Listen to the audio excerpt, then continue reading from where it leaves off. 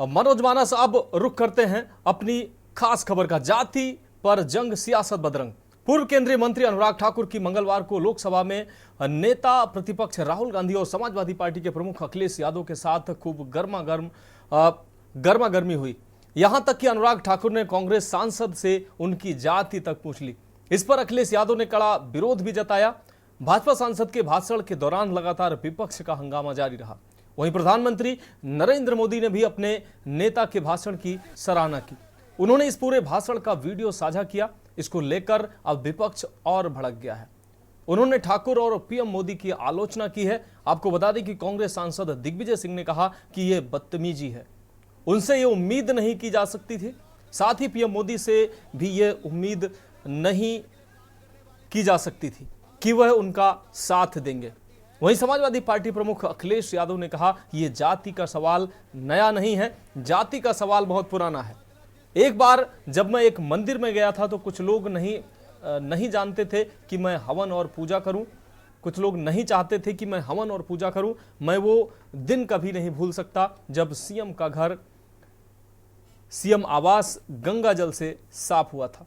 क्या भाजपा कांग्रेस किसी नेता या अन्य व्यक्ति की जाति पूछ सकती है? तो अखिलेश यादव और राहुल गांधी ने जमकर निशाना साधा। आपको बता दें, लोकसभा में ये जमकर तीखी नोकझोंक देखने को मिली। भाजपा नेता अनुराग ठाकुर और नेता प्रतिपक्ष राहुल गांधी, साथ ही सपा सुप्रीमो अखिलेश यादव के बीच ये तीखी नोकझोंक देखने को मिली। आपको बता दें, जातिगत जनगणना के विषय पर तीखी नोकझोंक देखने को मिली। ऐसे में अनुराग ठाकुर के भाषण की पीएम ने तारीफ भी की और उसको अपने सोशल साइट पर साझा भी किया, जिसके बाद कांग्रेस नेता दिग्विजय सिंह और ज्यादा भड़क गए। पूरी कांग्रेस यूं कहें कि भड़की नजर आई। उन्होंने कहा कि ये बिल्कुल बदतमीजी है और ऐसा नहीं करना चाहिए, और खासकर प्रधानमंत्री को उनका सपोर्ट नहीं करना चाहिए ऐसी भाषा को लेकर। तो मानसून सत्र सदन में चल रहा है। पक्ष और विपक्ष के बीच तमाम मुद्दों पर तमाम भाषाओं की मर्यादाएं भी पार हो रही है। ऐसे में अब अनुराग ठाकुर के बयान और राहुल गांधी के जवाब के बाद ये जो तीखी नोकझोंक है वो सातवें आसमान पर देखने को मिली। जो सदन का सवाल है, क्या बीजेपी कांग्रेस पार्टी के नेता या किसी भी व्यक्ति की जात पूछ सकती है? हम और आप लोग कभी व्यवहारिक मजाक करते हैं तो उसमें चलो एक बार को कोई बात मजाक में चली जाए, लेकिन सदन में जो शब्द का इस्तेमाल हुआ था, मुझे तो ये लगता है अनुराग ठाकुर जी को कहा गया है कि 99 बार गाली खा करके आओ आप सदन में, तब आप मंत्री बनोगे। और जाति का सवाल जिसको जानना है, बाबा साहब भीमराव अंबेडकर जी की किताब एनिमिलेशन ऑफ कास्ट, एनिमिलेशन ऑफ कास्ट जरूर पढ़नी चाहिए। आपको आरक्षण क्यों दिया है? आरक्षण इसीलिए दिया कि हम जाति के आधार पर हम गरीब हैं। तो अगर ये मांग हो रही है कि जाति जनगणना हो तो कोई गलत नहीं है। हमारे बहुत सारे फैसले और बहुत सारी नीतियां तभी अच्छी बनेंगी जब जाति जनगणना हो जाए और समाज को ये पता लगे कौन कितनी आबादी का है, उसको उस हक और सम्मान के साथ उसको उसमें मिल जाए। और सबसे बड़ी बात है, भारतीय जनता पार्टी के लोग घबराए हुए पीडीए की लड़ाई से। ये पीडीए से घबराए हुए हैं क्योंकि एनडीए को अगर किसी ने पटका है तो पीडीए ने पटका है। माननीय सभापति जी, कुछ लोग ओबीसी की बात करते हैं। मैं ये कहता हूं इनके लिए ओबीसी है। गौरव सुनिए, गौरव बड़ा इंपॉर्टेंट है। आप काइंडली एड्रेस तो देखिए। माननीय सर, इनके लिए ओबीसी का मतलब है only for brother in law commission, only for brother in law commission. और only for brother in law commission के लिए काम करने वाली पार्टी अदर बैकवर्ड कास्ट की बात करती है तो आर्मी को भी पंखे के साथ लटकर आत्महत्या कर लेनी चाहिए। मतलब जिस पार्टी ने अपने पार्टी के अध्यक्ष जो एक पिछड़े वंचित समाज से आते थे उनको धोती से खींचकर पार्टी से बाहर निकाल दिया हो, उसके शहजादे हमें ज्ञान बांट रहे। अरे साहब, इनको पहले तो एलओपी का मतलब समझना पड़ेगा। ये leader of leader of propaganda नहीं, लीडर ऑफ ऑपोजिशन है, इसका मतलब लीडर ऑफ ऑपोजिशन है। तो कौशलेंद्र उपाध्याय हमारे संवाददाता इस खबर पर ज्यादा जानकारी के लिए हमारे साथ जुड़ चुके हैं। कौशलेंद्र, सदन में काफी गर्मा गर्म चर्चा देखने को मिली। आपको बता दें जातिगत जनगणना पर राहुल गांधी के वार पर बीजेपी नेता अनुराग ठाकुर का पलटवार देखने को मिला और उसमें अखिलेश यादव ने भी तड़का लगाया। क्या कहेंगे इस तड़के पर? देखिए, आपको बताएं, समाजवादी पार्टी और कांग्रेस के बीच में इसमें इंडिया गठबंधन अलायंस में है दोनों पार्टियां, और जब भी सदन में जब बात होती है तो दोनों पार्टियां अपना पक्ष एक साथ रखती हैं जी। तो जब जाति जनगणना की बात हो रही थी वहां पे और अनुराग ठाकुर की तरफ से जब तंज किया गया, एक तरह से इसको तंज कह सकते हैं कि तंज किया गया कि राहुल गांधी से पूछा गया कि आप जाति जनगणना के पक्षधर हैं तो आप बताइए आप किस जाति के थे। इसको लेके जब अखिलेश यादव वहाँ खड़े हुए उस सदन में, हालांकि सदन में इस तरह के वाक्य नहीं होने चाहिए, लेकिन जिस तरह से बात हुई कि आप सदन में किसी नेता को भी, नेता विरोधी दल के वो नेता हैं या एलओपी है लोकसभा के, और आप उनसे उनकी जाति पूछ रहे हैं, इसको लेकर अखिलेश यादव ने तुरंत जो है अनुराग यादव के ऊपर जो है अपना कटाक्ष गुना वार किया कि आप कौन होते हैं सदन में किसी की जात पूछने वाले। यहाँ पे जो नेता आए हैं सब चुन के आए हैं, वहाँ तो जिस क्षेत्र से चुन के आए वहाँ तो जाति नहीं देखी गई। हालांकि एससी कम्युनिटी को जो है अगर देखा जाए तो आरक्षण लोकसभा में और राज्यसभा में जो दिया जाता है आरक्षण वो तो है ही, लेकिन जो बात है कि लोकसभा कॉन्स्टिट्यूंसी से कोई भी कहीं से भी जीत के आ रहा है वहाँ तो जात नहीं है। और उस जिस सदन में लोकसभा में वहाँ पे बात हो रही थी वहाँ पे ऐसी बात नहीं करनी चाहिए, अखिलेश यादव का दावा था। अब वहाँ बात जब बाहर तक वो आ गई, देखिए वही चारों तरफ फैल गई कि लोग जाति जनगणना की बात कर रहे हैं लेकिन अपनी जात बताने से इनकार कर रहे। भारतीय जनता पार्टी ने अपना पक्ष इस पे रखा। तो ये कहीं न कहीं देखिए जाति जनगणना को लेके जो विपक्ष है वो हमेशा सत्ता पक्ष पे हावी हुआ है और बीजेपी अपना बचाव करने के लिए ऐसे मुद्दों की तलाश कर रही है कि जिससे ये जो मुद्दा है, जैसे अखिलेश यादव ने कहा ना कि एनडीए को अगर कोई पीछे धकेल रहा है तो पीडीए है, तो पीडीए का नारा जो अखिलेश यादव ने दिया था उसका रिजल्ट भी उन्होंने वो चीज देखा है। तो कहीं न कहीं आप देख सकते हैं कि ये सब जो लड़ाई जो लोकसभा में जो चीजें हो रही है वहाँ पे एक जो है सदन को और सदन में इस तरह की जो कार्रवाई शुरू की गई है उसको आप देख सकते हैं। और वहाँ पे अखिलेश यादव की तरफ से राहुल गांधी की तरफ से जो पक्ष दिया गया है, तो राहुल गांधी के ऊपर जब वार किए अनुराग ठाकुर ने, तो अखिलेश यादव ने पूरा जो गठबंधन धर्म होता है उसको उन्होंने निभाया। निश्चित रूप से कौशलेंद्र, आपका बहुत शुक्रिया इस तमाम जानकारी के लिए। तो आपको बता दें पीएम ने भी इस भाषण का वीडियो साझा किया है। अनुराग ठाकुर के भाषण की प्रधानमंत्री ने भी तारीफ की है। वहीं अनुराग ठाकुर की तारीफ के बाद विपक्ष और भड़का नजर आया। आपको बता दें कि दिग्विजय सिंह ने, कांग्रेस नेता दिग्विजय सिंह ने इसकी निंदा की। उन्होंने कहा कि अनुराग ठाकुर के द्वारा कही गए जो शब्द हैं वो बदतमीजी है और प्रधानमंत्री को इसका साथ नहीं देना चाहिए और ये बिल्कुल ये जो उनके द्वारा किया गया है ये निंदनीय है। तो आपको बता दें कि एक तरफ जहां जातिगत जनगणना पर सदन में हंगामा देखने को मिला है, राहुल गांधी ने जातिगत जनगणना का समर्थन किया, वहीं जब भाजपा के द्वारा राहुल गांधी की जाति पूछी गई तो मामला और गर्म होता नजर आया। एक तरफ राहुल गांधी अपनी जाति बताने को तैयार नहीं और दूसरी तरफ जातिगत जनगणना की बात करते हैं, तो ये मुद्दा बीजेपी ने उठाया। वहीं अखिलेश यादव ने भी राहुल गांधी के स्वर से स्वर मिलाते हुए जातिगत जनगणना का समर्थन किया। और अब बात करते हैं सोनिया का वार निशाने पर सरकार। कांग्रेस संसदीय दल की अध्यक्ष आपको बता दें सोनिया गांधी ने पार्टी को आगामी विधानसभा चुनाव के लिए जीत का जो मंत्र देते हुए कहा कि इस वक्त माहौल कांग्रेस के पक्ष में है, लेकिन इस गति को बनाए रखना और लोकसभा चुनाव में पार्टी ने जो साख बनाई है उसे बरकरार रखना जरूरी है। उन्होंने कहा कि हमें लगता था कि मोदी सरकार लोकसभा चुनाव में आपको बता दें बड़े झटके से सही सबक लेगी, इसके बजाय वह समुदायों को विभाजित करने और भय और शत्रुता फैलाने की अपनी नीति पर कायम है।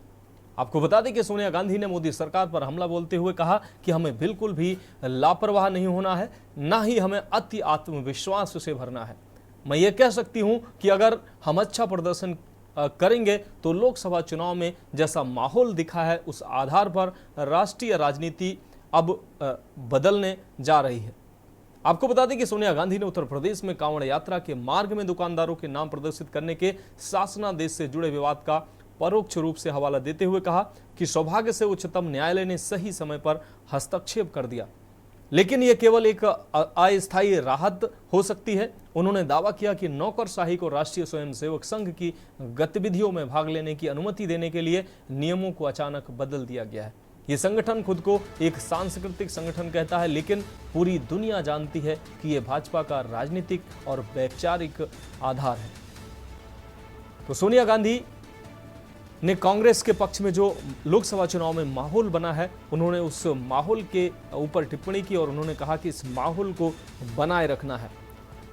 अगर ये माहौल बना रहता है, हम मेहनत करते हैं, तो निश्चित रूप से जो नतीजे हैं वो हमारे पक्ष में होंगे। बीजेपी पर भी उन्होंने निशाना साधा। उन्होंने कहा कि चुनाव के झटके और चुनाव के नतीजों के बाद हमने सोचा था कि बीजेपी सबक लेगी, लेकिन बीजेपी अपने पुराने जो ढर्रे पर है उसी पर चलती दिखाई दे रही है। तो बीजेपी पर भी सोनिया गांधी निशाना साधती नजर आई।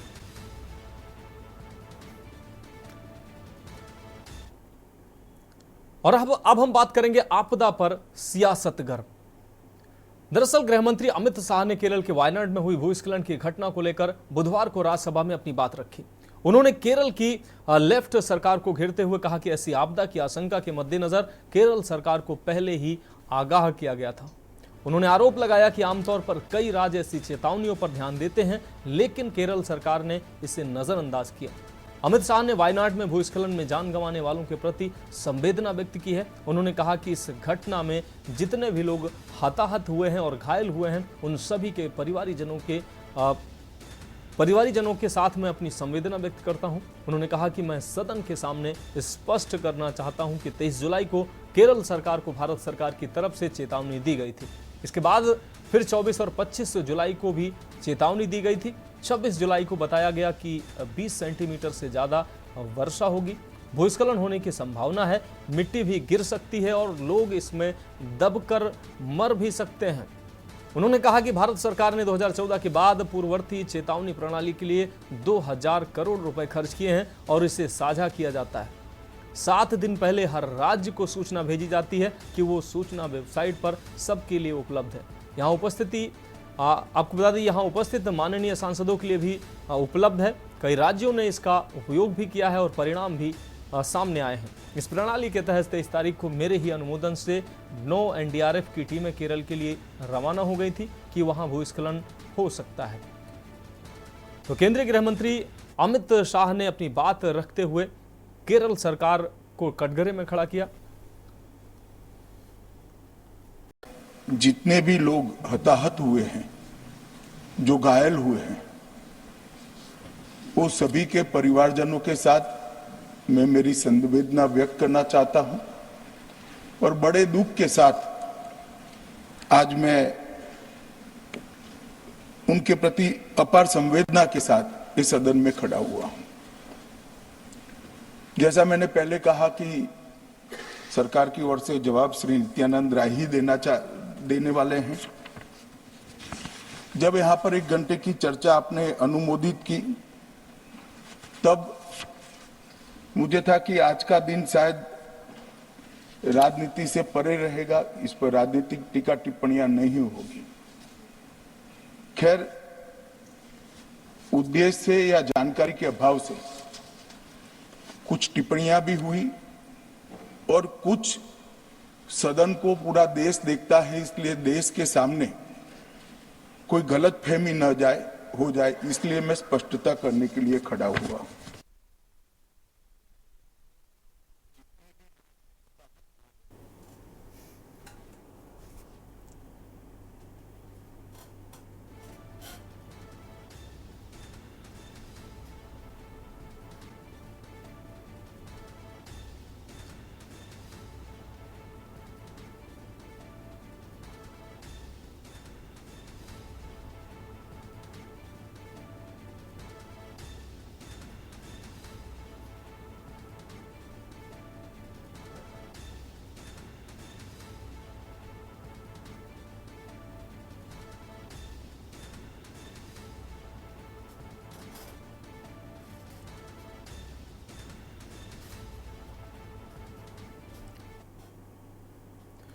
अब हम बात करते हैं हादसे से सबक, नए कानून की धमक।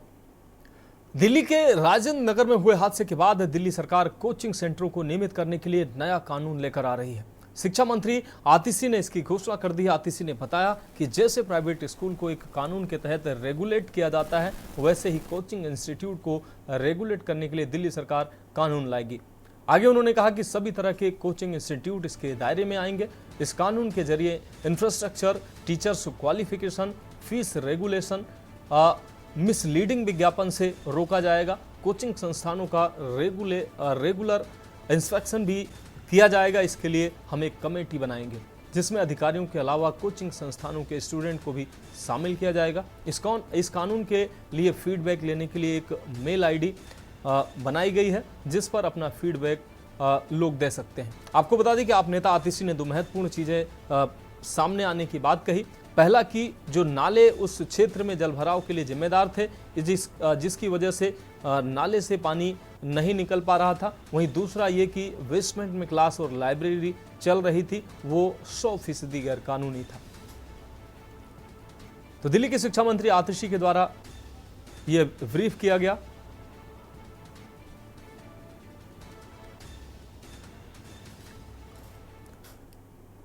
और अब हम बात करते हैं राजधानी पानी पानी। राजधानी में कुछ ही देर की बारिश ने विकास के सारे दावे और सारे दावों की पोल खोल दी है। विधानसभा का मानसून सत्र चल रहा है। विधानसभा के ग्राउंड फ्लोर में बरसात का पानी घुस गया। मुख्यमंत्री योगी सत्र से जब अपने आवास की तरफ निकल रहे थे तो सिक्योरिटी ने सूचना दी कि ग्राउंड फ्लोर में पानी भर गया है, जिसके चलते उनको गेट नंबर 1 से निकलना पड़ा। आपको बता दें, ग्राउंड फ्लोर पर पानी भरने के कारण पानी निकालने की व्यवस्था की गई। आपको बता दें, टिल्लू लगाकर पानी, टिल्लू जो पंप होता है उस पंप को लगाकर पानी निकालने में अधिकारी जुट गए, जबकि विधानसभा में निर्माण कार्य लगातार चल रहा है। तो आपको बता दें कि आप तस्वीरों में साफ तौर से आप देख पा रहे हैं कि थोड़ी से ही बारिश में पूरे विकास के दावे जो हैं वो धराशायी होते नजर आए। उत्तर प्रदेश विधानसभा का मानसून सत्र चल रहा है और ऐसे में आप देखेंगे कि आज जो बारिश हुई है उसकी वजह से विधानसभा के बेसमेंट में पानी भर गया है। लोगों के आवागमन की जो है समस्या हो गई है। और वो मुख्यमंत्री जब इस गेट से निकल रहे थे तो देखे कि वहाँ नीचे पानी भर गया, तो उनको मुख्य द्वार से अपनी फ्लीट के साथ निकलना पड़ा। तमाम जो सुविधाएं विधानसभा में हैं वो उसका जीता जाता उदाहरण है कि आखिर विधानसभा के अंदर एक बारिश कुछ ही समय के लिए हुई और पूरे बेसमेंट में पानी भर गया है। ये जमीन स्तर का बेसमेंट है, हालांकि इसके नीचे कोई बेसमेंट नहीं है, जमीन स्तर का ही आप देखेंगे। लेकिन लोगों की समस्याएं अब देखिए शुरू हो गई हैं। पानी निकालने के लिए टुल्लू पंप लगाया जा रहा है। विधानसभा के कर्मचारी यहाँ पे पानी को निकालने का प्रयास कर रहे हैं, लेकिन जो इस समय स्थिति है अभी देख सकते हैं कि नीचे अगर कोई भी विधायक या मंत्री, मुख्यमंत्री अगर निकलना चाहें विधानसभा से तो उनको मुख्य द्वार, जो मुख्य गेट है, वहाँ से उनको निकलना पड़े, क्योंकि बेसमेंट में पानी आने से पूरा एक तल पे पानी भर गया है। अब समस्याएं तो लोगों के सामने खड़ी ही हो गई हैं और विधानसभा में हालांकि लगातार निर्माण कार्य चल भी रहे हैं, लेकिन वर्तमान की स्थिति जब आप देखेंगे तो आपको नज़ारा ही कुछ दूसरा देखने को मिलेगा।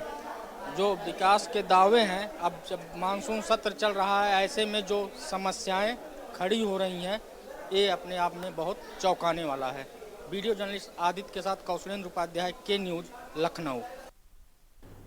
तो विधानसभा के ग्राउंड फ्लोर में ये पानी भरा है। कौशलेंद्र उपाध्याय हमारे संवाददाता हमारे साथ इस खबर पर ज्यादा जानकारी के लिए हमारे साथ जुड़ गए हैं। कौशलेंद्र, बेसमेंट की जो चर्चा है इस समय पूरे देश में चल रही है, ऐसे में विधानसभा का जो बेसमेंट है वो भी चर्चाओं में आ गया है।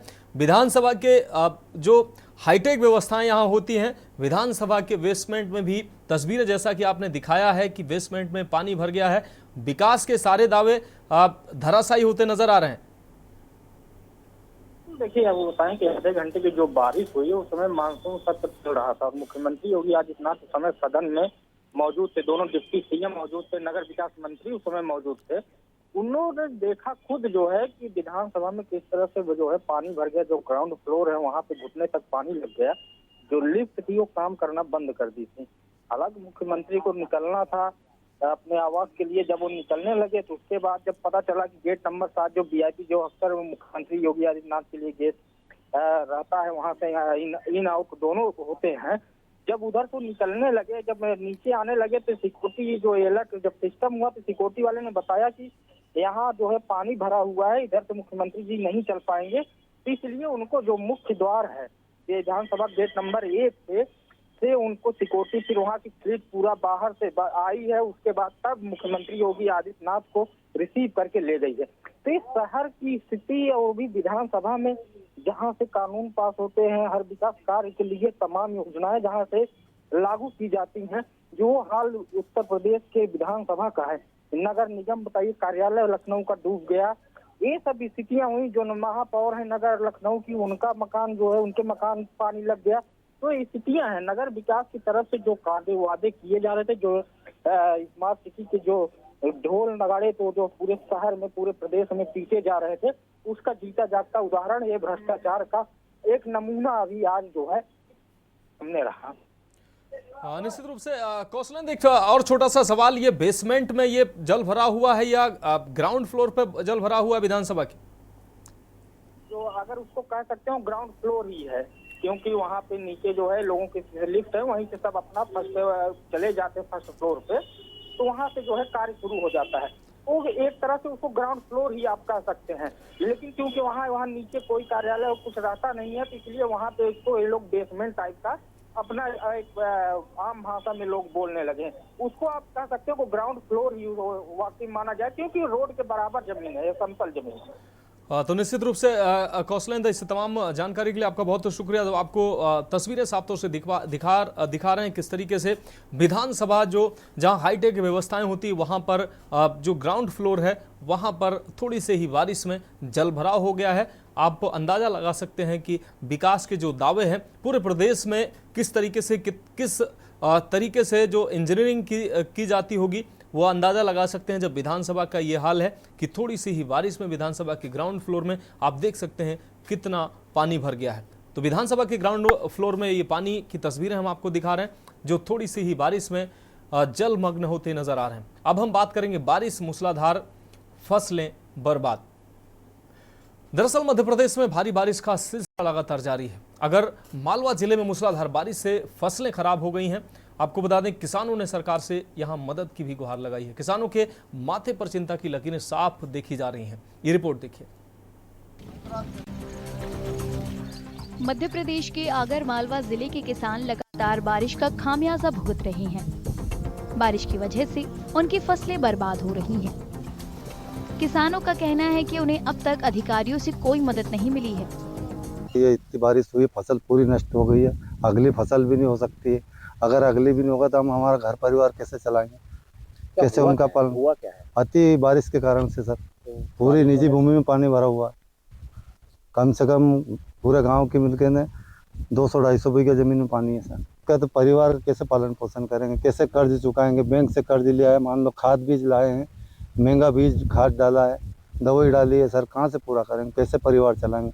फिर हमारे बाल बच्चों का क्या होगा? इसलिए हम प्रशासन से निवेदन करते हैं कि हमारी कोई भी समस्या का समाधान करें। इस मानसून सीजन में मध्य प्रदेश के कई हिस्सों में भारी बारिश हुई है। मौसम विभाग के मुताबिक 1 जून से 29 जुलाई के बीच राज्य में 10% ज्यादा बारिश हुई है। तो हमारी खास पेशकश में फिलहाल अभी के लिए मेरे साथ इतना ही। मुझे दीजिए इजाजत और आप देखते रहिए के न्यूज इंडिया। आप देख रहे हैं के न्यूज, खबरों का सारथी।